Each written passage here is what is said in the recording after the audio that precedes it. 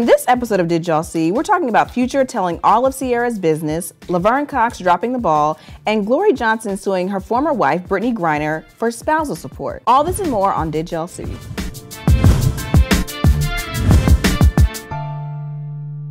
So, did y'all see, Future finally opened up about his breakup with Ciara.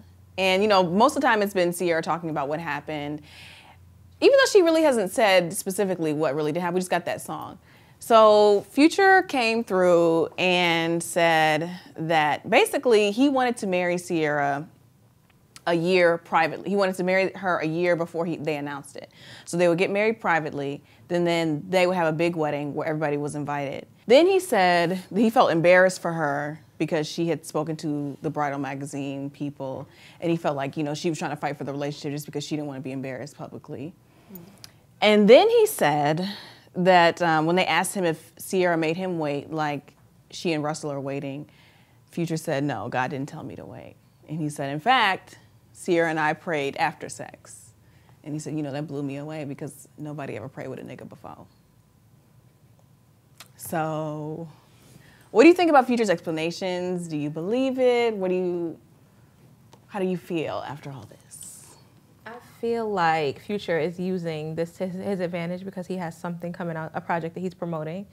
I think that he is full of crap. And I feel like he's just trying to I feel like he got into the situation and he kind of jumped in head first and he didn't necessarily know what he was getting himself into. When someone else is in, I'm sorry, I'm like just flat. I couldn't imagine being someone in a relationship with someone new and my ex-boyfriend is out here talking shit about me, and about what we did after sex while you and I are trying to abstain and take that seriously, take that vow seriously. And you're out here talking about something, and you're trying to make a mockery of that, talking about some we prayed after sex, as if she was butt ass naked, on her knees, let's go, let's pray after this. It's just why are you doing this? And to me, I don't want you to come out and try to be cleaning up your whatever, because to me, I feel like Ciara didn't really say much of anything. She did that song, but I just felt like she handled it pretty well, and she moved on. And she's happy. And it's the minute you get happy, it's these folks want to come out of the gutter and be like, yeah, but you know what had happened was, just so y'all know, that this is the real deal about your girl, Cece. Now you want to explain yourself. Now you want to talk. To me, what irritates me, I don't believe Future because you can't tell me you was on the red carpet, you were in Vogue, you were in the videos, and now all of a sudden you want a private small wedding? Right. Bull crap. Bull crap. Your relationship was fabricated from the beginning. Right. So why would you be surprised if she would want a big wedding? Right. Why? Right. House way. So one of the things is they didn't communicate well for you to think that she would even allow a small wedding, knowing who she is and what she's been doing. And then it's just bull crap. I just don't believe it. There's no way that you can convince me that that was true. Because if you wanted your relationship kept private, you wouldn't have been telling everyone that you were dating. So did y'all see Laverne Cox and Andre Leon Talley were on Watch What Happens Live with Andy Cohen. And Andy Cohen has this segment where he has Jack Hole of the day. And he gave it to, not Amandla herself, but he gave it to the feud, he was calling it a feud, between Amandla and Kylie Jenner. So basically, Kylie posted this picture of herself in cornrows, and Amandla was like, you know, when you appropriate black culture, she didn't mention the hair specifically, she was like, but when you appropriate black culture and you don't take a stand for their issues and you profit off of it, you know, it's a problem. So Andy saw this and he was like, he skipped over the culture appropriation part and was like, so is it really a problem for white girls to wear cornrows? And Laverne was like, Andre Leon Talley was like, it's fine. And Laverne was like, Bo Derek? So, did they miss an opportunity to speak on cultural appropriation? Are you surprised that Laverne and Andre, being black and being, you know, activists in their own right, didn't say something? Yeah, it was kind of surprising that they, you know, they definitely missed an opportunity. I know Laverne released a long essay and she said that, you know, it wasn't enough time. But what you gave was like a cosign for what was happening. So it was a little disappointing. And I like Laverne and, you know, I watch Orange is the New Black and all that. But yeah, they copped out. How is it not enough time? Okay, see, this is the problem. Because if this had anything to do with transgender issues, Laverne would have been on it like syrup on pancakes. But the fact of the matter is, it's like you don't want to step on anybody who's in white media's toes. It's like, oh, I'm not gonna speak on this issue. It's, but you know what I mean. So with Andre, I'm not surprised. Because you're best friends with Homegirl and Vogue. Like, I don't, like, certain people in the fashion industry, like, I don't look to them because it's like, you guys complain about, oh, the diversity, this, diversity, that. But it's like, you don't give any of the younger black models these jobs. It's always the same girls being booked. Some of y'all still 40 and booking jobs. And like, which is cool, get your check, but it's like, there are a lot of black young models that, you know, besides Chanel Iman and others, that you can give the job to. I really feel like it was one of those situations where they didn't know what the hell was going on.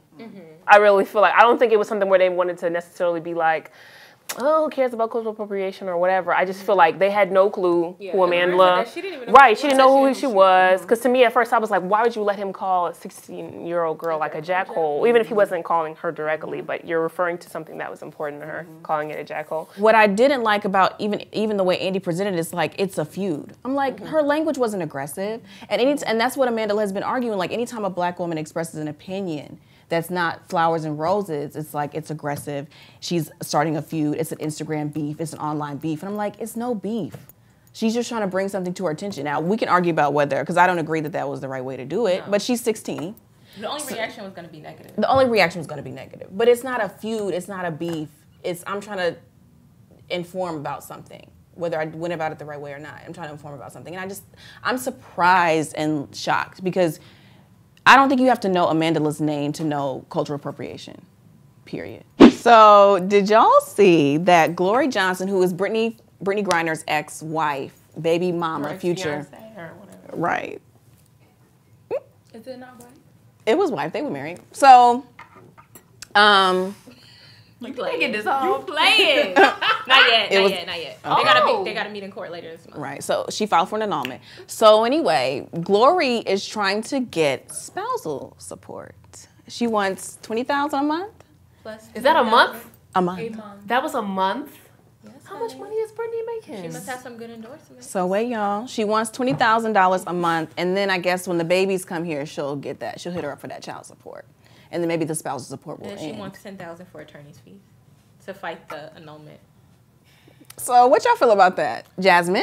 Jasmine and I had an intense discussion yesterday. Go ahead. Your opinions were varying? Yes. Okay. Okay. So, first of all, I don't even know where to start. The spousal support. Glory is also a WNBA player. She is carrying twins, and she cannot play this season. You know, she's on a limited income because she's on maternity leave. But the WNBA is giving her some of her salary. Limited income. Limited salary. You know, she getting a portion. We ain't talking about food stamps and welfare. Like everyday maternity leave. Right, everyday maternity leave. She getting a little bit. Right. But she's not gonna be able to play for the next 9 months. And she's only getting paid for, the season. And I don't think she's getting paid for those 7 games that they were suspended for, but that's besides the point. She's gonna have to support herself. She's gonna have to support her lifestyle while she's out of commission. Together, Brittany and Glory agreed to do in vitro. So I don't see why Brittany could still play. I don't see why she shouldn't be, not 20K, she's being extreme, but I don't see why she shouldn't be supported during this 9 months. I agree with you, Jazzy. However, if you are on a limited income, you need to live like it. I'm not supporting your lifestyle so you could be out here taking cute baby bump pictures and doing whatever nonsense you're doing. She just seems like a fraudulent person. And it's really sad that, like we've watched interviews with Brittany, and Brittany does seem like a very sensitive soul, and she does need to woman up. However, it's just like, what a crazy thing to be in when you thought this person was the love of your life, and now everything just seems like it's going left and in a very dark place. So I just feel like I don't think she deserves that much money. No way. At all. At all. You think she deserves spousal support? The Christ in me says the Christ in me says so. Jesus said a man who don't work don't eat. Well, okay, so Carrying your twins that we agreed to have. The loaves of bread. look, what you about to say? She better make them 2 loaves of bread or whatever, some fish Work. Listen, y'all, this is not like a regular divorce. Right. And when you get an annulment, it's basically like erased, like a do-over. Right. You feel me? When it dissolved? It's an annulment. It's still in court. So, but when you get an annulment, you don't get no money from me. I'm sorry. She can get her child from her. Knowing that was somebody that you were with and that you were loved and that we decided, yes, to have children together. You think Brittany was about to pay her though, and Brittany talk about she was frauded into marrying her? No, she ain't about to give her nothing. She wasn't going to give her nothing out the kindness of her heart, so Glory got to take what she just said that she should. I wouldn't give her nothing out the kindness of my heart because I don't have it. Did they plan to That's it for this episode of Did Y'all See? For more videos like this one, be sure to subscribe to our YouTube channel at youtube.com/MadameNoire.